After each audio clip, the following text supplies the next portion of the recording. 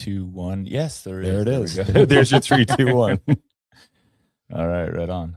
And then I can, yay, the banner's gone. Hey, welcome everybody. Diablo Way podcast. This is episode 3 of this new version. New variation, yeah. Yeah, trying to hang on every week and share cool stories from our own community, cool experiences from our community, and then very relevant experiences outside our community that would our Diablo community would enjoy and the rest of the affiliate community would enjoy. So Kristina, the pressure's on because it does. Some of our members will watch it. They'll want to know, hey, who is this person? Hey, bring it on. And then yeah, I see her all the time in the strong area. All the time. Yeah, they do. And I guess that's kind of the curiosity is people are kind of trying to figure out who is that. I've seen her there since 2016. Mm-hmm. I didn't realize. I looked it up yesterday. I'm like, wow. Yeah, I think in October it'll be 10 years. That's crazy. Yeah. That's awesome. She's a daily. But I knew you guys back when you were at Universal in Martinez. Oh, Martinez. Really? Yeah. Oh, okay. So I was coaching. You were there. coaching at Yeah. Okay. Yeah. So I don't batting cages remember and stuff. who I met there, but I met a couple of the coaches there. And you Yeah. guys had a couple of competitions there. Yep. We ran a bunch of kicked me events out there. a couple weekends. Yeah, the Martinez Beavers. Yep. Yeah. Are you still over there? No. Okay. I'm in Walnut Creek now at Mike Okay. Murphy. Oh, okay. Got it. Yeah. All right. But you still live. Do you live in Martinez? Mhm. Okay.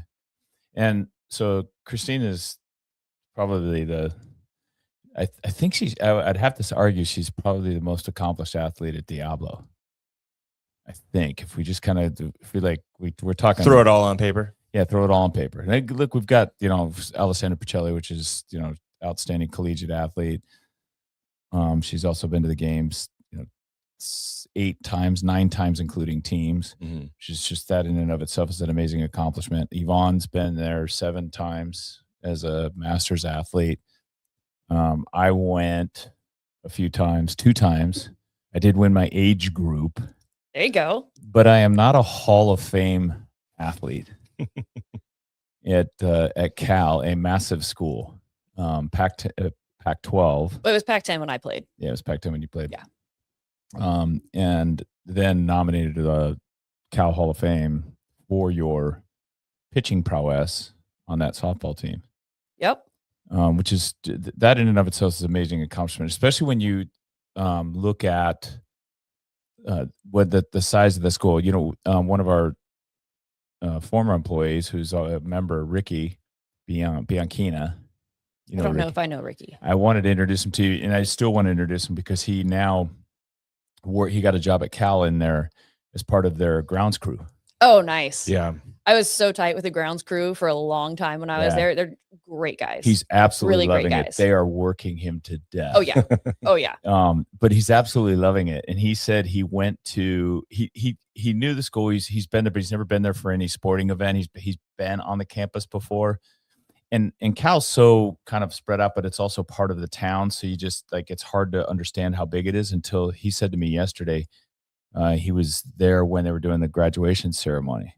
And he said, dude, he goes, there's like 50,000 people in the stands. He was like the whole stands. He was like, Yeah. he goes, I was standing there just going, holy crap. And when you see the size of one of these big, Well, and that's just one graduation. right. Well, So there's like a bunch that are happening. So they Yeah. had like the big one at the stadium. Mine was in the theater Yeah. auditorium. Yep. right. There's a bunch going on all at once.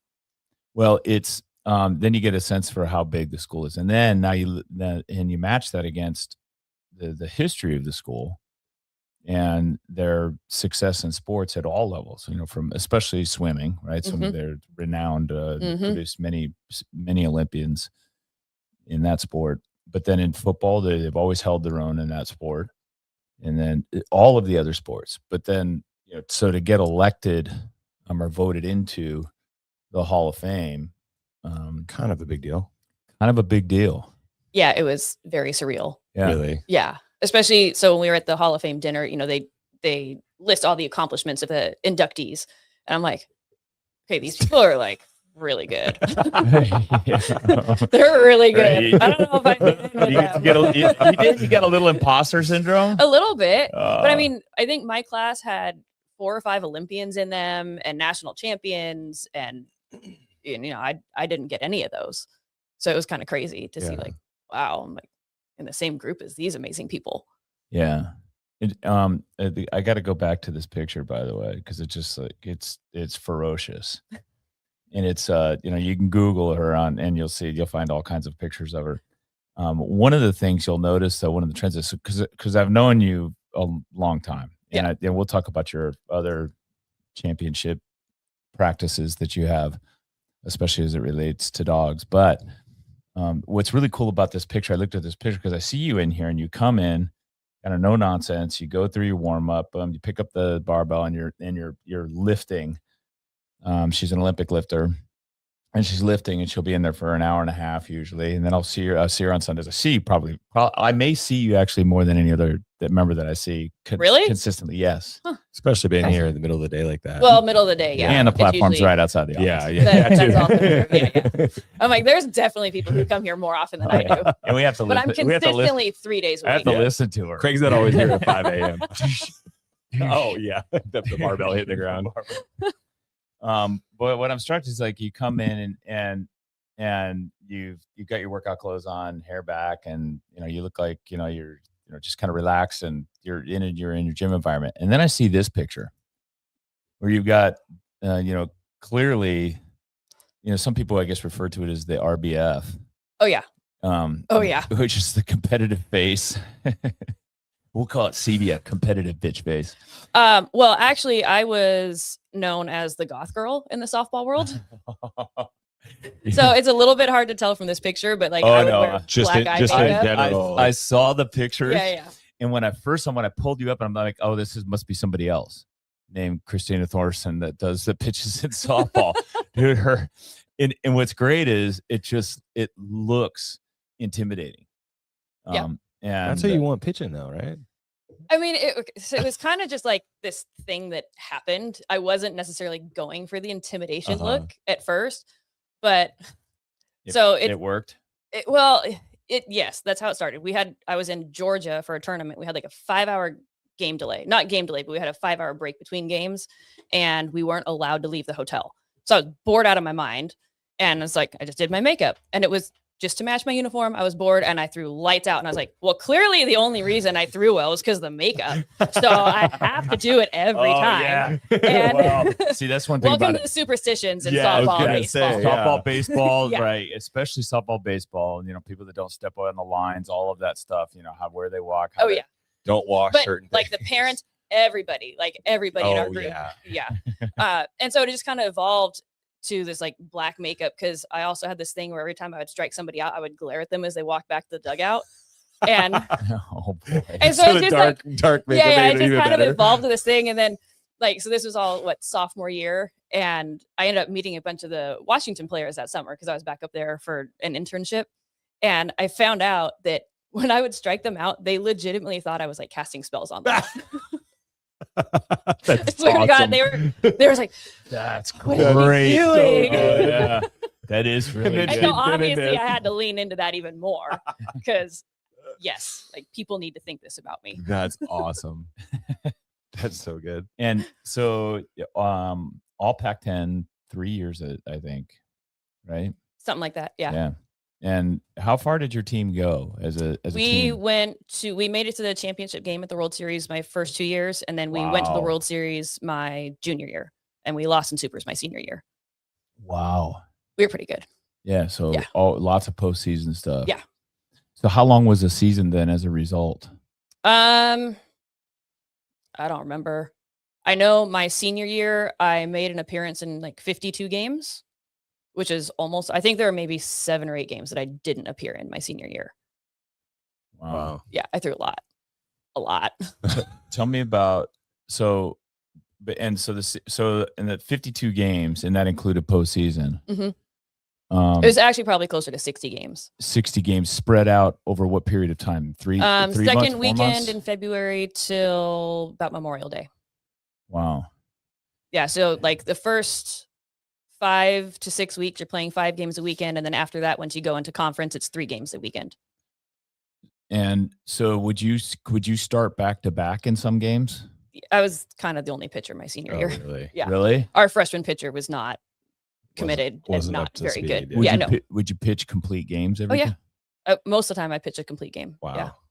And is it 6 innings? 7. 7 innings. Mhm. Wow. I threw a lot of innings that year. And what about are the shoulder issues the same for was just softball gonna pitching? ask, yeah. Yeah. versus- So this is one of the new things that's kind of coming out is for a long time, the whole idea was like the underhand throw is a natural motion. And so it's easier on your shoulder, but it's absolutely not. Like you Mhm. can, the amount of stress on the shoulder is equal to an overhand throw. What Yeah. you don't see the elbow issues. That's It's the big just thing more you to don't the see. shoulder itself. Yeah, well, and then what you do see is you see a lot more hip and low back issues because our plant is so violent and so repetitive that you see a lot of like labral tears. You see a lot of Oh, low wow. back issues because things are getting compressed. Interesting. So that's where you see a lot more of the injuries. Fascinating. Did you ever have any? Oh yeah, Really? I tore my labrum in 2011 in my hip, and then I had 3 wrist surgeries. Oh wow. Yeah. Like while you were playing, like Mhm. in between, like during off season, you would have to have it Yep. repaired. And Yep. So I'd pretty much finish this, I'd get injured early in the season, mid-season, something like that, finish the season out, Mhm. and then just get it fixed afterwards, and then take 4 months to get back in shape, and then start Wow. prepping for season. That's wild. Here we go. There she is. Yep. Goth girl. There's Um, another picture somewhere where it's like a close-up of my makeup. What was your in-season training like? In season, we'd be with our strength and conditioning coach twice a week. It was more speed, power based, a little bit less volume. We would do some conditioning, just kind of more get your heart rate up, keep you quick, that sort of thing. But then for pitching side, and this was, softball coaches aren't really into the strength and conditioning thing. So the pitching conditioning would be like, go run for 45 minutes because that's going to help your stamina. Oh my God, really? I hate that. Oh God, I hate running. So, this is why I don't do CrossFit because I don't like to run. Wait a minute. Okay. You don't do CrossFit? Okay, cancel this podcast. We're going to shut this podcast off. Right? No, I've been getting into the Metcons, but I don't run. I was gonna say I you, don't you, run. you sneak in there every now and I then. do. You come I around, do you come like around the the Metcons. room. Yeah. Every once in a while. Yeah. But yeah, so they're like, well, just go run because that's going to be your conditioning, and that's going to be what gets your stamina up. And it's like, well, It's totally not. applicable. Totally. But that would be on top of the team strength and conditioning. Okay. So that was like an So addition. yeah, in season it was pretty light.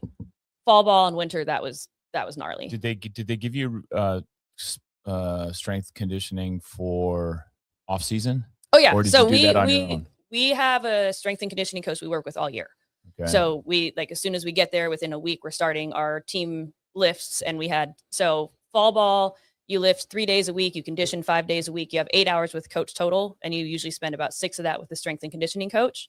And then the other 2 hours are with your skills coach. Okay. So that was like the big focus during fall ball and winter was to get a little bit bigger, get stronger, and then you transition to speed and power. And When you say lifting, what is that? What is lifting? What kind of look like? lifts? Yeah. So when we were there, we had an amazing strength coach. Like the head strength coach was amazing. And so everybody else kind of followed suit from him. But we did a lot of Olympic lifting. We did a lot of squats. We did a lot of overhead work. And unfortunately, you don't see a lot of overhead work in a lot of softball, baseball programs. Everybody's kind of scared So more of like a fear of injury. Yeah. But that's how I really got into lifting. I've always liked it, but like you're going to clean today. Yes. Okay. Let's go. Let's Right. clean, let's squat. And so he really got me into the whole That's strength cool. and conditioning side. That's And great. that is, I would think for baseball players, for pitchers especially, right? That power movement of the clean is Mhm. going to be super. It's going to transfer really well. How about Honestly, the I'd snatch? Yeah, I was going to say, I think snatch is even better. Yeah, because of the amount of Yeah. rotation. Yeah. how And I much think it's transfer. better for Were you guys doing baseball. snatches? We did not during my 4 years there. I Okay. started snatching afterwards. Okay. So once I graduated, I started training with the football guys who were training for pro day and combine. And so that was a lot of my off-season work. And so that's when I started getting into snatching. Okay. Fascinating. When you, during the season, after pitching a game, was there any sort of treatment protocols that you went through immediately after? All of them. Yeah. What do those look like? Well, back then it was ice. Okay. And I swore by ice, and it just got to the point Rest, where like ice, compression, elevation, right? Yeah. And like I love. But everybody got the ice baths too. Oh yeah, I like that. That was what I loved the most. Was like, get me in the ice bath, get me in it now. And then most of the work I would get in, an hour before game time, hour before practice, and do all my PT and get my shoulder Are they still work doing done. that? I don't know. The trainer when I was coaching there, she was less about ice and more about just movement and heating and just soft Active tissue recovery after type stuff. Yeah. Yeah. So she was really, really good. But I don't know. I'm not close with many of the people. There's a number of experts. Training. Kelly Starrett was one of the first ones to talk about it. Yep. That the cold treatment is inhibits recovery. Yeah. It feels good. Yep. But it inhibits actual recovery. I send that video. Yeah. Because like that hour-long podcast, I have sent that to so many of my clients. Yeah. It's It's fascinating. like, oh, I don't know if you want to be icing that right now. It's like, yeah, maybe we get some compression on there. Like, yeah. No, Go for a doctor walk. said ice. Go for a walk. Go for a walk. Yeah. So did you have any injuries that required surgery, anything like that? Oh yeah. I had. You missed that detail. Yeah. Oh, sorry. Three wrist surgeries, and I tore my labrum in my hip. Oh, that's right. Yep. So I took the labrum in the hip. Yep. That one's a big deal. When was that in your season? Like you said, you had the wrist that kind of in between. The wrist, but the hip was, so the which first, wrist? it was my is pitching wrist. Your pitching wrist. Yeah. So that one I injured. The first time I injured it in the fall of my senior year, didn't need surgery. And then I re-injured it in like March during season. And so I just finished the season. And then right after season, I went to go play in Austria. So I just kept playing on it. And then I finally had surgery in like September, October. Okay. And then I was very good at keeping up my rehab afterwards and keeping it strong. But when I went to go play pro in Philly, we didn't have facilities to really do anything to keep it strong. So I had my like 2-pound weight that I brought with me, and it wasn't enough to just keep it as strong as I needed. So I ended up tearing the cartilage. So I needed another surgery to fix that. And then the next year I was still having pain. There was nothing wrong, but we found there was a sesamoid bone that fused to my triquetrum and it had a jagged edge. And so that's kind of what was causing a lot of the problems. So they had to go in and shave that down. So ever since then, it's been fine. And then when I tore my labrum. Was that your left leg? Because if you're pitching with, Yep. okay, so the driving off the leg. So it was February and I'm like just getting back, like starting to condition again, starting to do my sprints. I'm like literally warming up, do a lateral leg swing and it pops at the top. And I was like, that's not good. I was like, okay, whatever. Just like walk it off. Like, you're fine. It didn't get better. I was like, okay, this is not good. And then like a month later, I'm like, okay, what the heck is happening? So I call for some recs to some doctors. I get in and like, yeah, you tore your labrum. Like I couldn't squat. And then so at this point I was working with Dave Spitz. So he's like, okay, well, let's just do box squats. We'll keep it above parallel and you give me all these options, but it just kept getting worse. So I had like less range of motion and less things that I could do, but I could pitch. Yeah. I just couldn't really lift. So you just So adjusted. it didn't I inhibit went, your sport essentially. No. It's just your training outside of that. Yeah. So played through the whole season with it and then came back and had surgery. Wow. It was fine. Spoken I like mean, it's spoken like an athlete. Yeah. Right? Yeah. I mean, in my mind, it's like, well, I'm already going to have surgery. So who cares if it's worse? Yeah. It didn't hurt that bad. That's good. Yeah. It's fine. It's fine. As long as you could throw without thinking Exactly. about it, right? Exactly. So that was just in your warm up. Yeah. And not even for softball. I was just doing a sprint workout. Oh, got it. On your own. Yep. Yeah, this is stuff. And that's why a lot of professional athletes are under contract not to do a whole lot of stuff in the off season. Yeah, but you need them to stay in shape, you know? Well, right. Like you can't not train. Right. True. But softball, I mean, I hope with women's sports, it's coming around, but with men's sports, you know, when you do that, you're with your coach, you're with your team. Like you do very little just on your own, but the softball league was so small. I mean, we made tens of thousands of pennies every summer. So, we did everything on our own. There wasn't any resources. There's nothing. How fast are you guys throwing? I mean, now when you're watching D1 softball, especially like right now with playoffs, I'd say most pitchers are probably averaging about 68 to 70. Okay. It's pretty crazy. Yeah. And it's a shorter distance to 43 feet. 43 feet. Yeah. From the pitching Compared rubber to- by the time you let go of the ball, it's probably like 35 feet. Right. By the time you actually release the ball. Versus Baseball is 60 feet, 6 inches. Oh, wow. Yeah. It's a lot closer. Yeah. Yeah. And there's one kid now, last year, she threw 79.4. Oh, shit. Yeah. When you watch it, if you get the camera from behind and you watch them pitch, and first of all, the arm is incredibly distracting. Just the rotation of the arm is incredibly distracting, and then it's out of the hand and in the mitt. Like they have to start their swing before. No, like these hitters are so well trained. Oh, they're so quick. Yeah, like they're making their decision with the ball maybe like 10 feet in front of the plate. Wow. Yeah, it's crazy. So one of the things that I work on a lot with my clients, when they're little, you want like big movement. That's where it starts. And as they get older, we want later movement so that hitters are tracking it longer. So they swing more and then it moves. We miss the barrel. So it's pretty crazy. That is they track the crazy. ball so well now. And how many, any no hitters in your career? Mm-hmm. I had a couple. Wow. A couple no hitters, 1 or 2 perfect games. Really? Something like that. Perfect games? Mm-hmm. Perfect game is no runs, no hits, no errors. No runners reach base. No runners reach base. Yeah. Okay. Yep. That's okay. Wow. Did everybody walk off feeling cursed? Maybe. I don't know. Exactly. That got me. I want to play her again. He cast a spell. Yep. It's 100% what it was. Oh man. I made my sacrifice. I don't know. Yeah. I'm gonna date myself. Threw Thor's hammer. That's I'm awesome. gonna date myself. But you remember the movie Major League? Yeah. Oh my God, I yeah, love that movie. right. It's one of my good. favorites. And remember the What superstitious? was it? Jobu. Jobu, yeah. Jobu. Yep. Oh no, like I still have like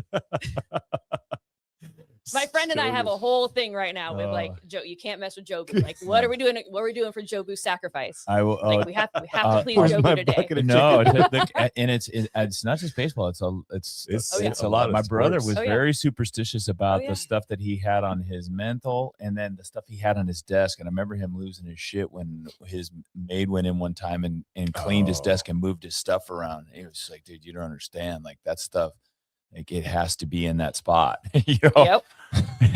Yep.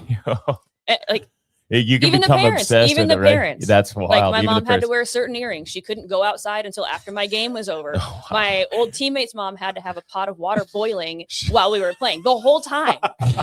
Did she keep refilling it? I think so. Yeah. There was I'm thinking about the where Robert De Niro was the Philadelphia Eagles fan. Oh, what's that? Is it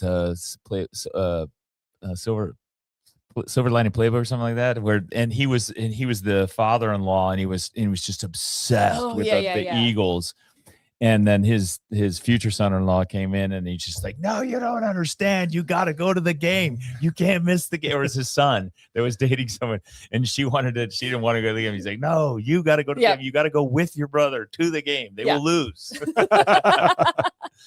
Yeah, superstitions in sport, awesome. It's so funny. They're so funny. You know, and they make no It's sense. funny, but also fun. Well, Yeah. Right? Yeah, so long as you don't take them too seriously. What's interesting is I'm wondering if any CrossFit athletes have these superstitions. I don't remember Alessandra having them, but she may have had them and just didn't tell us. Yeah. There's also a fine line between superstition and routine. I was just gonna say, I think there's it was a really very close fine to. line. Oh, okay, that's right. Yeah. Yeah. You just don't want to mess. You don't want to throw your routine off, because Exactly. then you can get superstitious with like, Yes. oh, now Yes.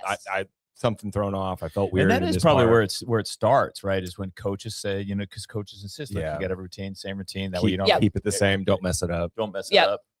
Oh, that's cool. Don't change anything new on game day. Right. I wish coaches stuck with that. So is it true that pitchers can't hit? Oh no, absolutely not. There's some that absolutely mash. How'd you do? I didn't hit. But there are some. I did not. I didn't like hitting enough, and my Right. team. There was no way I was gonna break into my team's lineup. Like we were so solid. So it was, and so with they a get pitcher, same rule. You can do pitch hitter. we call it designated player. Designated So player. it's essentially a DH. It's a little Okay. bit different, but I just didn't like hitting, so I didn't really put any effort into it. Okay. So I just wanted a base run. Right. But with Yeah. most pitchers, there's a lot of pitchers like my business partner, Nicole, she's a good hitter. She maybe could have like hung with the Oklahoma hitters, but they're so good. Okay. Like, record breaking all the time. And so it becomes a risk versus reward. Yeah. Right. If basically, if you're not going to be like a top 3 hitter on the team, the risk of you getting injured is too high to lose their pitching arm. So that's the biggest reason you don't see a lot of pitchers hit. Similar to baseball, the most valuable positions, pitching, hitting, and then Catcher, shortstop. I was just gonna say catcher, shortstop. Yeah. Why catcher? That's a general of the I was field, gonna say, and that's who manages the okay. entire pitching staff. Oh, okay. Interesting. So they're calling the plays, they're setting everything up. That's the leader on the And field. shortstop's going to get the majority of the hits. Yeah, and they're kind of the leader of the infield. Right. So, Okay. and they're usually like the people who typically play shortstop just have the leadership type personality. So they're really good at getting people to rally around you and just kind of bring everybody together. Do you get the same kind of volume of home runs, the 30, 40, 50 home runs, by 1 or 2 players in a season like baseball? We're seeing it more now. Actually, the single season home run record was actually just broken. That was set in the 90s. Wow. And so I think the record was 37, and now Megan Grant at UCLA has 40, I believe. Oof. So she's smashed it, and she still has at least supers left this weekend. Oh wow. So Will they pitch away from her often? And do they do? Is that I a think common when they practice? can, Yeah, when they can. Yeah. Okay, if it makes sense. Yep. Right? Yeah. Yep. I mean, you have to be strategic. Yeah. So, Right. but I mean, you're seeing hitters are so good now. The scouting they do, the training they do to prep for it is so different from when I played. You would just go out there and play. Yeah. We didn't have film. Like, what, you're going to bring out your big old camcorder. Yeah. And like, Right. Here, let's plug from this 200 feet VHS. away. And they're like, Christina's "Whoa, talking like it's a what is long this?" time. It's not that long ago because you played 2012 to. I graduated 06. Oh, you graduated 06. So Yeah. it was My a last little my last pro season was 2012. Okay, so it's 20 years ago. Okay. Yeah. Okay. Yeah. So like film really wasn't a thing yet. Mhm. Now That's kind of cool though. That I'm happy to hear that hitting's coming, because hitting's for me, watching baseball, hitting's exciting, right? It makes the sport just that's the stuff that Little drama behind it. Yeah, a Yeah. little drama behind it. Well, a no hitter's awesome, and 3 strikeouts in a row, in an inning, that's awesome. But man, when that ball gets hit, Oh yeah. I mean, that again, like that's when you're seeing plays. That's when you're seeing like, Yeah. oh, what's going to happen, and it It's makes the it a action. lot more exciting. Yeah. Yeah. Seeing a pitcher strike out 17 people in a game is, I mean, I would It's love I awesome. would love to throw that game, but it's Yeah. not very exciting to watch. Yeah. So I get that. is there a difference in one of the things that again, this could just be anecdotal or bullshit. Girls tend to physically mature faster than boys. Mhm.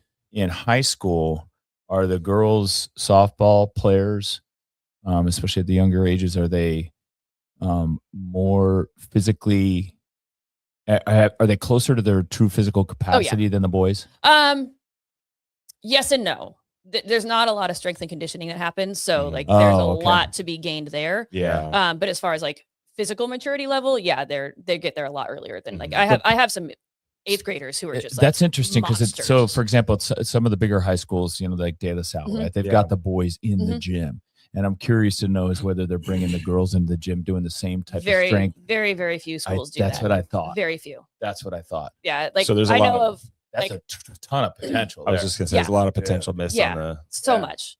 Like I have a few kids. I send them to Cal Strength because like they're good and they have an actual baseball softball program, and I like Yeah. the guy who programs it a lot. And Is Weskits there? I think he's moved. I think he's back in Tennessee now. Oh, okay. Um, And then that's Dave Spitz's gym. but I think he's down mostly at the new facility down in Los like, Gatos. yeah, Los Gatos. Yes, Los Gatos. Yeah, so he's up there a little bit. Guy's an icon. Oh, yeah. In Olympic weightlifting. Yeah, he's a badass. Yeah. But yeah, so I trust their programming, and like there was one high school team that started lifting, but they started lifting at like 6 a.m. on Friday mornings during season, like a month into season. So like the kids are already beat up. They're playing 5 days a week, playing games, and like, oh, let's let's start adding in strength and conditioning and make you sore in the middle of season. Like, And why whose are we idea doing was this? that The head coach. of the team? Yeah. And like these coaches don't know what they're talking about. Yeah, It's- they're newer to it, so they think strength and conditioning is going to make muscle. They talked to probably some friends, said, "Hey, this is what you need," and they're like, "Okay, let's Just start put it on tomorrow. more power. Let's start it tomorrow." Yeah.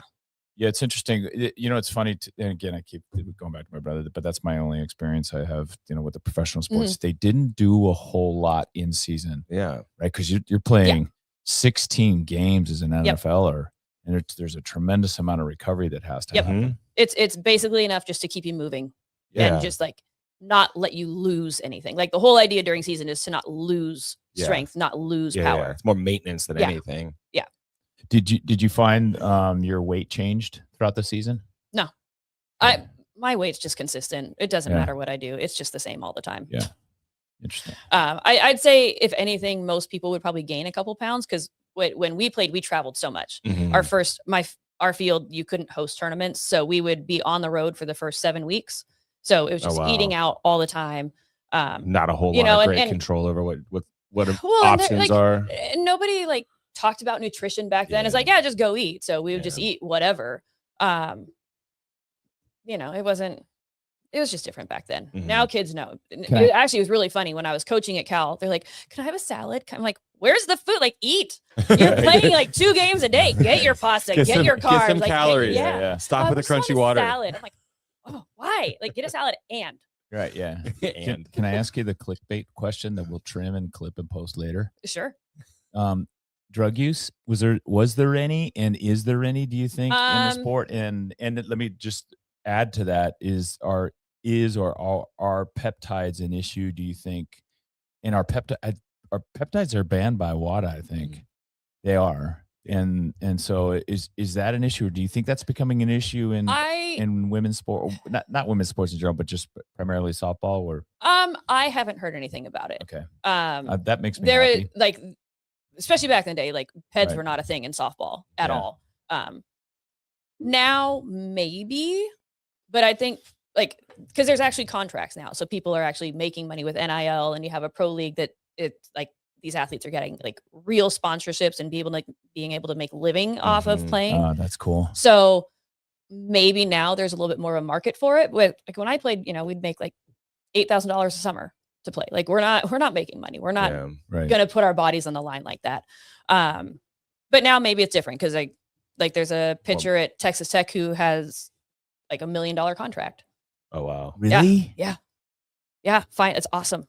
I mean, Texas Tech, like they need to be reined in a little bit. They skirted some rules. They definitely skirted some rules. But that's alumni stuff, man. That's just alumni pride, man. It's just extraordinarily wealthy alumni that are like, yes. Yeah, no, they have like a billionaire guy who just like he just buys all these or pays all these athletes, which like good for them. Yeah, good you for know them. what? Like, it would have been so cool to actually be able to make some money and have sponsorships when I played. That's right. And it sets up an example too for like future needs stuff. it needs to be reined in. Right now in collegiate sports, the big debate is the paying of athletes ruining the spirit of the sport. But then on the other hand, these athletes are putting themselves through tremendous abuse, physical abuse. Oh yeah.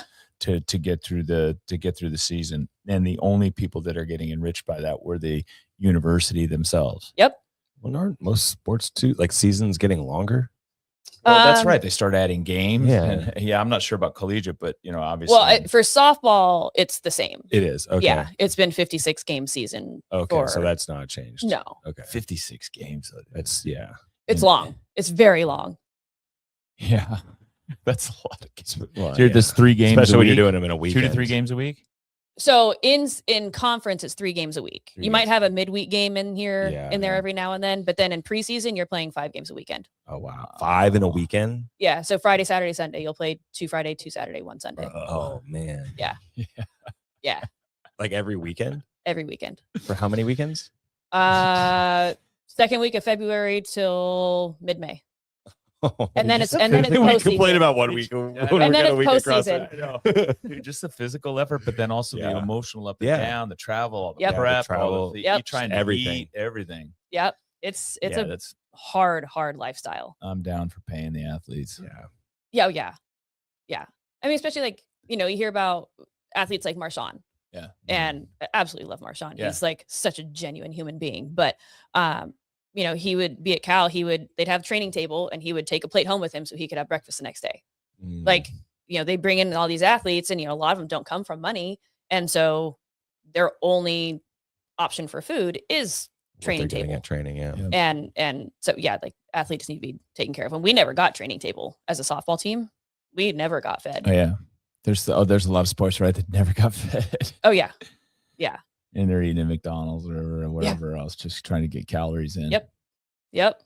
But football, and I think probably basketball, they get fed all the time. So you're still in sport today, right? And what do you do now? So I coach private pitching lessons. So I just work with pitchers one-on-one. And then a couple of years ago, I started an online pitching academy with one of my former students called Pitcher University. Okay. And online pitching academy, how do you teach pitching online? Are you guys just making YouTubes and just? So we have our YouTube channel also. Yeah. And we kind of talk about everything under the sun, anything related. Like we've had podcasts about parents, how you should be treating your kids and how you should be talking to your kids. And this is how you pitch videos. That's great that you're including the parents and like how to, manage Nicole's, that. One of everybody's favorite quotes from all of our videos is when Nicole was ranting and she's like, and the parents just need to go have a timeout at the snack shack. What's the name of your YouTube? Pitcher University. Pitcher University. Mm-hmm. Yeah, we put that. We should put that up. We should give you some freaking publicity. Thanks. There we are. Pitcher University. Yep. So Nicole is actually a really big deal. She's the only 4-time NCAA national champion pitcher. Wow. Yeah. Yeah, that's a big deal. Yeah. Holy smokes. Yeah, she's awesome. That's a great idea. That right there is that's a fantastic idea. And then in addition, you do coaching. Was it remote coaching, that kind of thing? Yeah. So mainly we're set up to do kind of membership style things. So we have practice plans and we're just like upgrading those right now so that they have an idea of how to practice, what you should do. Like so we're lesson focusing plan, basically. Yeah. So we're like releasing, here's a full week of practices. Here's what we want to do, kind of focus on in season. So, we have a day of like, okay, this is what I liked, didn't like from my last weekend. Here's what I'm going to work on today to start addressing that. And then we kind of move into more game prep stuff. So innings, throwing live, that sort of thing. And then, we'll release some preseason and off-season bullpens as well. And then we have videos to go along with all of that so they can watch. And then there's other videos if you need to add stuff in there. We want to be just a good resource for whatever they need. And then we have monthly Zoom calls. We have one that specifically talks only mental game. We have another one that we're starting to break down pitching mechanics and strategy and just kind of using video for people who want to hop on and just kind of have a different look at what pitchers are doing and what we can actually do with this craft. What ages are you working with right now? In person? Like a range. Yeah, within a range. Well, Nicole's 24. I hope she's 24. Sorry, Nicole, if you're not 24. I think you're 24. So we'll still talk about what she's doing. And then I think my youngest one is probably 8. Okay. So I have all of the age ranges. That's cool. Yeah. That's great. Yeah. Oh, if I was a parent, that's the kind of thing I'd look for, right? I mean, that's how you get your kid better. And, especially with collegiate scholarships, those types of things. Yeah. It's a big market. That's good. It's crazy. Yeah. Do you mind if we switch gears? Not at all. I know we're going he wants to go to the dog. I know. He's been waiting. He's been waiting. Back to the picture. Kristina is not unfamiliar with being a champion, and this story it is kind of passionate about because I love dogs so much. But I also love the kinds of dogs she has. She and her husband Eric are breeders of the Corso breed. Mm-hmm. And in 2020, she achieved kind of a pinnacle for the Corso. And these are, she has show dogs. And her dog, Laefa, was crowned best in breed at the world's biggest and most famous dog show at Westminister. Yep. And I think the unique thing about that is that it was the first time Corso has won best in breed at Westminister. No. So the way breed works is you're competing just against dogs of your breed. Okay. So they became an AKC recognized breed in 2010. So technically she was a 10th to win breed. Okay. But I mean, it's still a big deal. It's a Yeah. very big deal to win breed at Westminster. Yeah. Yeah. And yeah, we went there and we're like, cool, let's just get a ribbon. Right. And like, here we are, like, oh my God. Yeah. Yeah. So then when you win, so it's like breed is quarterfinals. Okay. And then you go to group, and that's semifinals. And then if you win group, you go to the finals, which is best in show. And so the fact that we got to semifinals was a huge deal. So she actually got to show like on the floor at Madison Square Garden. Oh, wow. Yeah. And like, That's wild. she's such a, like you've met her. She's such a performer. Like she's like, all eyes on me. Okay. Watch me. And so she's like, we could see on the big Megatron thing, like you see them run out. And so we see her run out and like she sees like, 30, 40, 50,000 people. She's like, they're all here for me. And she's like, takes off. She's like, look at me. And yeah. Can you tell that dogs, is there a difference definitely in their demeanor if they're a true show dog, yes. you Like can tell. Laefa, Like they absolutely. know to like stand up, be proud. Like, Oh, yeah. I'm on show. I'm on display here. Yeah. Some dogs don't. Some dogs are Right. just going to do it because that's what they're trained to do and they're going to do right. it. But Laefa was absolutely a performer. First time, like, because we didn't get a dog to show. We just got her as a companion. And then our breeder's like, can we show her? I'm like, yeah, I guess so. And like, if she likes it, sure. First time she's like, okay, look at me. Everybody look at me. All right, I guess we're show dog people now because she loves this. And then so she was your first show dog, really? she was my first ever dog. Oh, really? No. Yeah. Yeah. Wow. Yeah. Really? Both my parents are dog people, but my mom wouldn't get a dog without a fence and my dad wouldn't get a fence. So we never got a dog. So I grew up with cats. Right. Yeah. So like, yeah, Laefa was my first ever dog. And your first ever dog was best in breed at Westminster. Yep. That's a trip. I did not know that. Yeah. Because if people know Kristina here, because she'll bring her dogs in to help socialize them with people, which is just an awesome event when that happens. If you've never seen kind of Corso puppies, they're the cutest. Oh my God. They're the cutest. They're thick and they're so holdable and they got lots of extra skin. And they're just so sweet. It's really cool. Yeah. And my feeling is that, I want to bond with as many kind of Corsos as puppies as I can, just in case I ever run into them somewhere else. Like, okay, remember this. We remember this, bro. Remember this smell. Remember this smell. Remember this smell. Yeah, please be one of the ones. But my experience with your dogs has always been that they're kind dogs. Yeah. Yeah. But we go out of our way. So the breeder that we got her from, he did a wonderful job of raising this litter, and they're just bomb proof, like super social. You can put them in any situation and they're just confident and they're comfortable. And so once we decided we were going to breed, like we knew that we had to keep the bar that high because this isn't a breed that you can just have you don't know what you're going to get. Yeah. Like that's not okay with this breed. They're way too big, way too powerful. So too much of a risk. Yeah. So we are very particular with the dogs that we breed and the dogs that we breed too, because like you don't mess with that. And then once they're born, that we have there's this thing called puppy culture. It's a 12-week program where every week you're doing different things with the dogs to make them a little bit more confident and more adaptable to noises and different stimuli. Because again, you just can't take a chance with this breed. Yeah. And you want to give them the best foundation you can so they can lead a happier life too. Yeah. How are they? What's the history of the breed?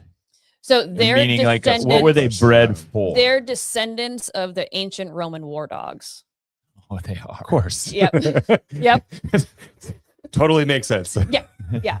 And then so after that they were kind of they went to nobility for a while and they were kind of just like guard dogs, and then they just became all around farm dogs. So they should be able to do any job you put in front of them. So like Laefa's mom, she lives on a farm. She used to help herd some of the animals that he had. She's guardian. She did all the things.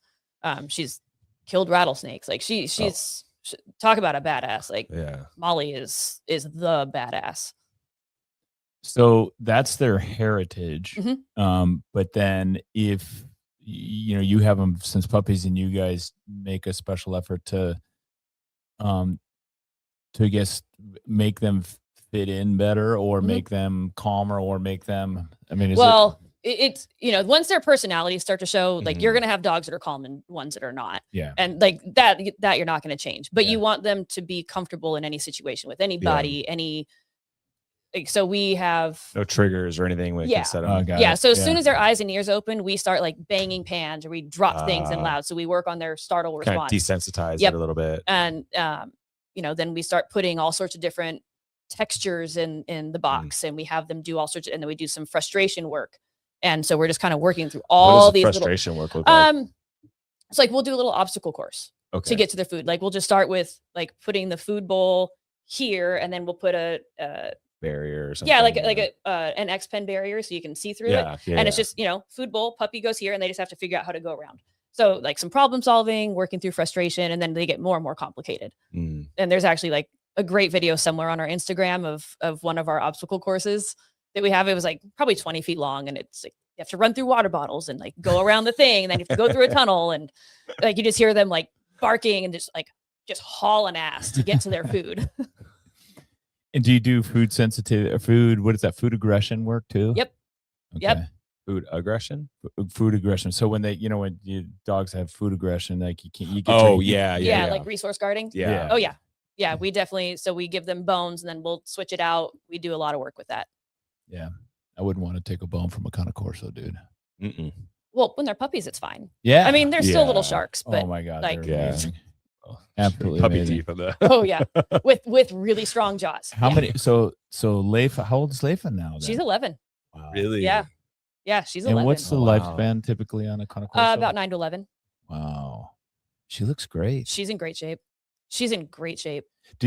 How many do you have? Currently, we have 4 Corsos You do. and a Great Dane. And a great. And a Great Dane. Yeah. Yeah. Dude, that's a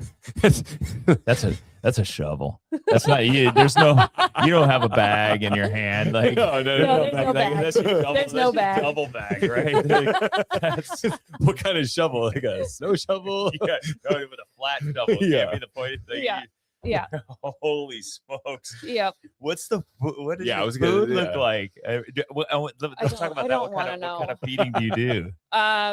So we have a bunch of different food. So let's see. Leif is on senior food. Mm. Oski is on sensitive skin and stomach because he's allergic to rice. And then the other 3 are on next level high pro. So it's Okay. just a good quality kibble. Mhm. And then we supplement with probiotics and like Oski and Leif are on some joint supplements and Mhm. but that's pretty much it. And they get chicken feet. That's like their favorite There's thing. So little treats. Yeah. there's a massive trend toward raw food that we shop at the not PetSmart with the other one I forget what it's called. Petco. Discount pet food, the one next to Trader Joe's, I forget what it's called. Anyway, it's like a Petco, it's the same Mhm. thing. But you go in there and they got a whole freaking refrigerated section Yep. now. Yep. It's all the frozen stuff. Yeah, with all the frozen Yep. foods and the fresh foods aren't even frozen. You cut the packet and you squeeze Yeah. it out. Mm. What are your thoughts on that? Is that am I So we've done my dogs are kibble dogs, by the way, but really Kibble's high easy. quality salmon kibble. Yeah, kibble's easy when you have multiple dogs. Like Yeah. it just makes sense.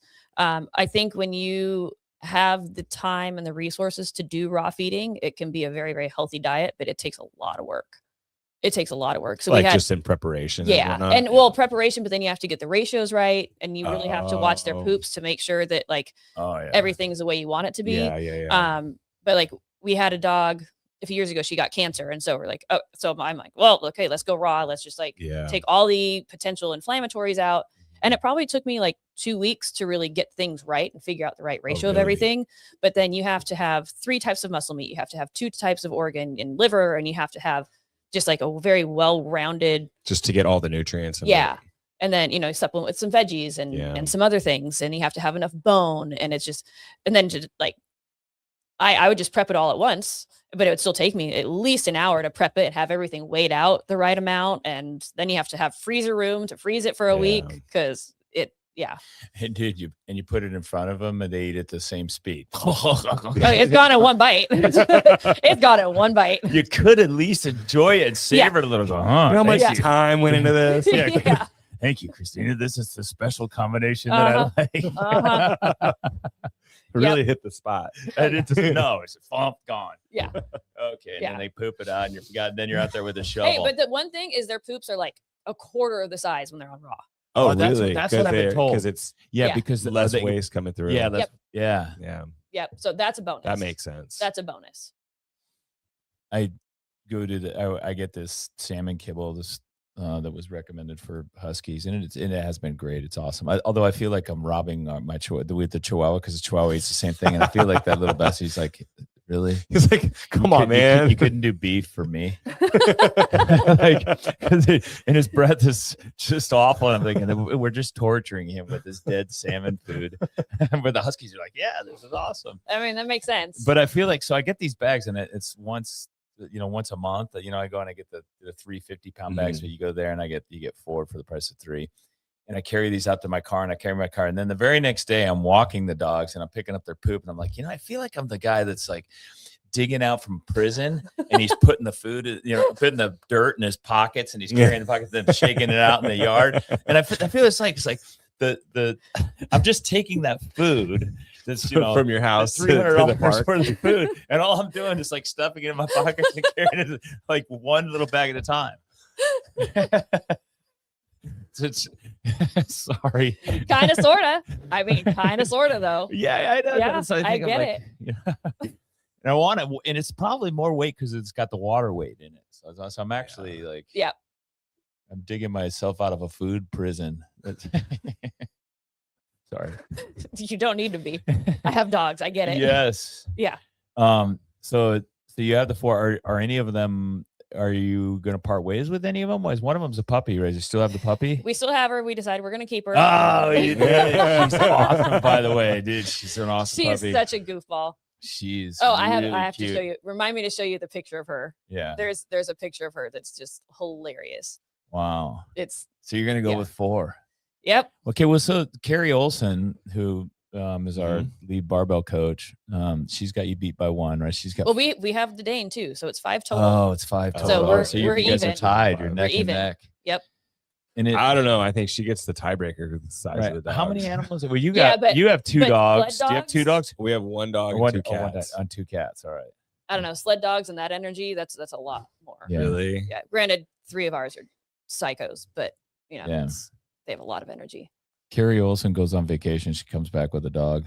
That's also yeah. true. That's I have that not is done true. that yet. She's collecting them. I think it was all the way to Puerto Rico. I or think something. so. Yeah. Yeah, I think it was brought it back Puerto from Rico. Puerto Rico. Yep. Yeah, which I can kind of see their SPCA there is like, hey, how do we control these dogs? Well, look, dude, when tourists come to town, just dump them on the beach. I mean, put them out there on the clearly beach. it works. Just get somebody like Carrie. Yeah, I right. don't feel sorry for it. I love you. Yes, it's great. You're coming home with me. You're coming home with me. And then you put them on a plane, just like the whole 9 yards. Yep. All right. Are you still showing? Are you going to be showing any dogs? Any other? Yeah. any of So we're them? still trying to finish Maze. Just trying to find a major. Hopefully get How one old next is weekend. Maze? She's 2.5. Okay. And then Is there a certain age when you want to start them? Does it usually take? You can start them as young as 6 months. Yeah. I mean, you just try and get them finished as soon as you can. Okay. It's easier, but there's just not a lot of dogs up here right now, so it's hard to find. So you have to have like 2 majors to get your champion. So she's got all of her points, but we need 1 more major where she beats enough dogs. Okay. And then she'll be done. All right. One of the things Yvonne's uncle, I think it was showing Rottweilers, and one of the things that he did with his Rottweiler that we just thought was just right out of some comedy movie. Put braces on his Rottweiler. The dog got braces. Oh, that's a new one. To straighten his teeth, to make his teeth better for competition. That's a That's very wild. serious show dog.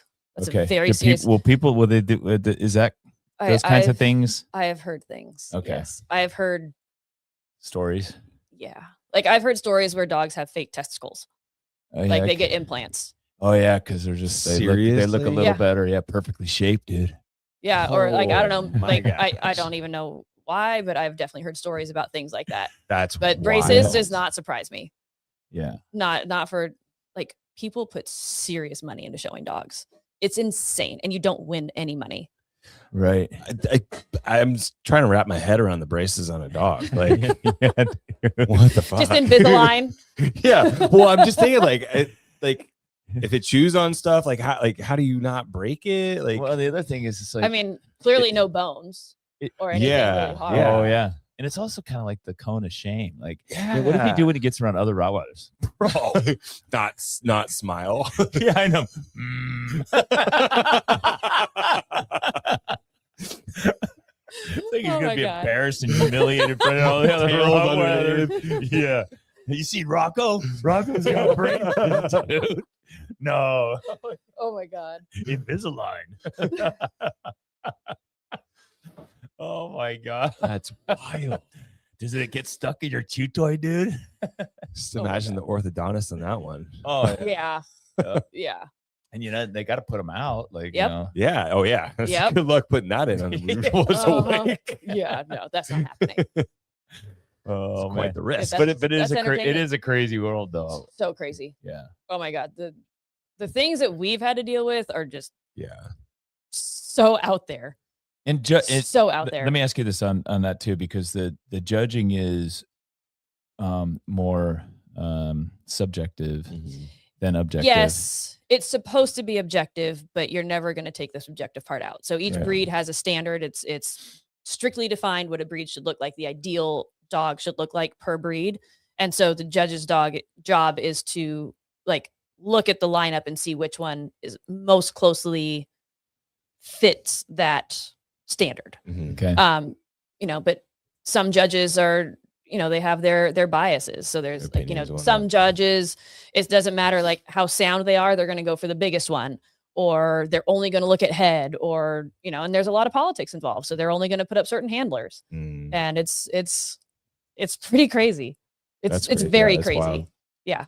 We could end this section with the same way we ended the sports section of this podcast. What about PEDs? Yeah. I've It imagined wouldn't that. surprise me. Yeah, it would wouldn't not surprise surprise Well, if you're me. putting braces and Yeah. fake artificial, testicles. Yeah. I mean, testes. there's a ton of supplements. There's Yeah. so many supplements out there. So Yeah. I don't know what PEDs they would use, but it wouldn't surprise me. It really wouldn't. Yeah.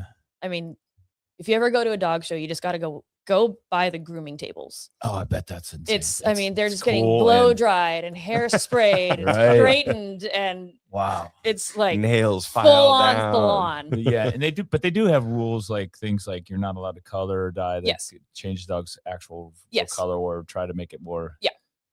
Yeah. Yeah, could but the see that. grooming is I bet top over notch. the top, yeah. which is kind of cool. I kind of like, it's really It neat is. to see It's the fancy dogs. Dogs just getting pampered. yeah. oh my God, so pampered. And they probably love it too. Some of them do. Yeah. Some of them definitely do. Yeah. Like you see them just like laid out on the tables, like, yeah, okay. Brush me. Right on. All right. Any other questions? No, that's great. Yeah, this is great. It was a fun. great conversation, and we went like in almost an entire podcast without talking about CrossFit. Yeah. Only mentioned how she doesn't CrossFit. When Well, she kinda and let me does. ask you this. Let me finish with this. How many days a week do you train? And how much I'm of it is here. lifting? I'm here 3 days a week. I do at least one Metcon a week. Yeah. Right now, I'm just so busy that Mhm. I'm not lifting as much as I like. I like to lift twice a week, and then I'm also sprinting once a week. Oh, you are. Mhm. That's cool. We got a little sprinting challenge going on. I know. I saw that. There's only a few people doing it, but I'd like to see. Jamie, gets nervous, and rightfully so, with sprinting stuff, and because we've had injuries in the past, it's so easy to injure yourself. Yep. But it is such an essential skill for even for longevity. Yep. So that's cool. What do you do for your sprints? Right now, I just started maybe a month ago, so I'm really just doing 20s, 30s, and 40s. Okay, cool. So just I like that. not explosive super stuff. super far, but enough Yeah. to get explosive enough. And like I'm just the type of person, I'm always going to work on my form. Like I'm Mhm. never going to like compete or do anything. Yeah. It'd be fun, but I don't have time for You don't that. really need to But push speed. I'm going to work on my form, and I'm going to Mhm. try and get faster, and that's just how I work. So Some other stuff that's coming across my feed in the fitness world that's becoming more relevant is sprinting one is, but the other one is bounding and jumping. Yep. The explosive stuff. Yeah. the So I just ex- kind of add that explosive into my training. warm up every day. Yeah. As far as preparation Yeah. for even the lifting. Yeah. I try to add a lot of that into my warm ups Right because on. it is so important. Yeah. Yep. Can't say it enough. Yeah. Well, right on. Well, thanks for being on with us. Yeah, thanks for having me. This is a good time. It was a great conversation. We actually had some people listening in. So Good. it's cool. I know my parents were going to listen in. Got a Okay. couple of friends going to listen in. Oh, right on. Yeah. All right. There's our audience right there. Yeah. Friends and family. We'll take it. We'll take it. Yep. Absolutely. All right, guys. Thanks very much. All right. Thank you. Till Cheers. next time.